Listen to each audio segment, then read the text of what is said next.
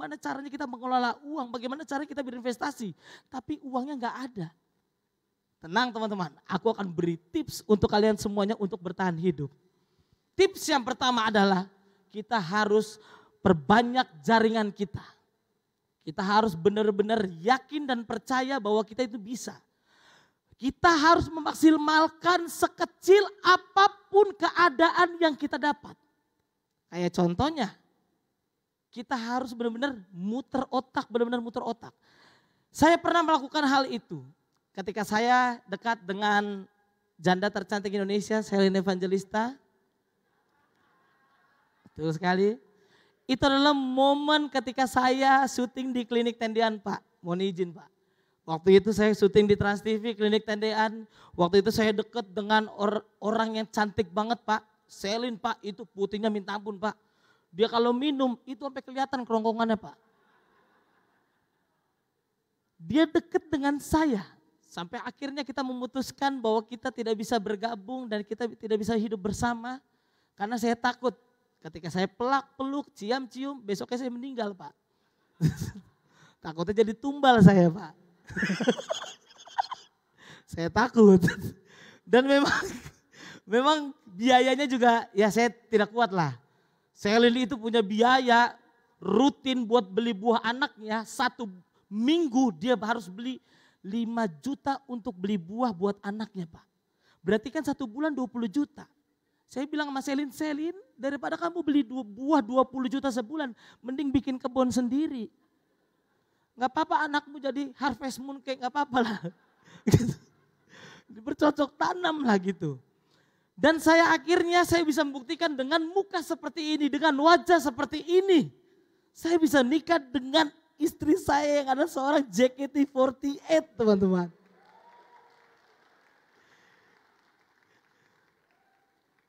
Muka begini di bawah standar, tidak kuliah, tapi bisa dapat anak JKT48. Jadi buat teman-teman yang ada di sini, kalian masih beruntung guys. Kalian masih bisa punya kesempatan untuk kuliah. Jadi kalau kamu lihat saya seperti ini bisa sampai ke titik sekarang, kalian pun bisa lebih dari apa yang udah saya capai. Bisa, yakin pasti bisa. Dan ingat, yang kedua, ketika kita punya uang, kemarin saya mengutip dari Pak Khairul Tanjung, ketika kita berbisnis, ego itu nomor 20 guys. Kita buang ego kita. Jangan sampai uang yang sudah didapatkan itu untuk membayar proyek sakit hati kita, jangan sampai. Karena ego itu jujur benar-benar hal yang memang tersentuh dan harus membuktikan, jangan. Kita nggak perlu membuktikan itu. Yang kita perlukan adalah bagaimana caranya kita membuat usaha kita bisa jadi growth, bisa jadi up. Sampai nanti ketika reunian sekolah kita bisa membuktikan kalau kita bisa naik Alphard di depan mereka.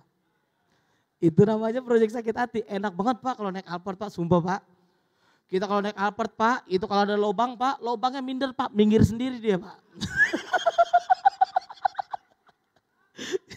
Bukan begitu Pak Pur ya. Ya kan Pak Pur? Pak Pur kan gajinya gede Pur. Kira-kira boleh gak Pak Pur minjem 200? Dan jujur teman-teman, kita ini adalah manusia yang tidak luput dari namanya salah. Saya ini adalah orang yang pernah melakukan banyak kesalahan.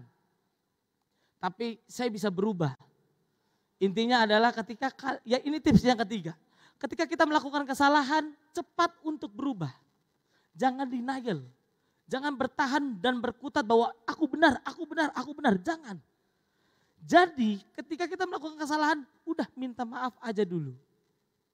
Itu yang paling penting. Karena ketika kita minta maaf, akan ada peluang dan pintu-pintu lainnya yang akan terbuka. Itu caranya untuk mendapatkan uang teman-teman.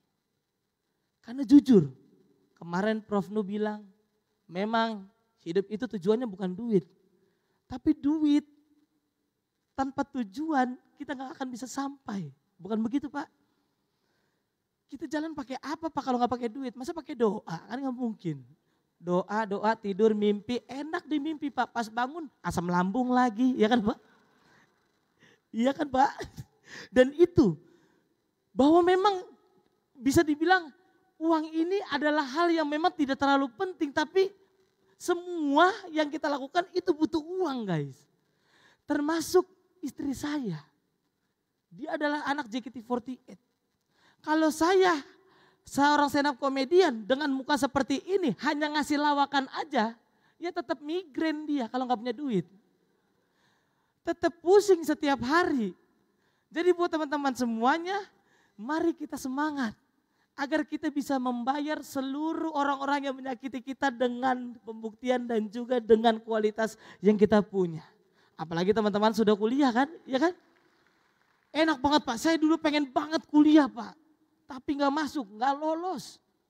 Saya dulu pengen banget kerja, saya ngalamin banget dulu waktu saya ngelamar kerja.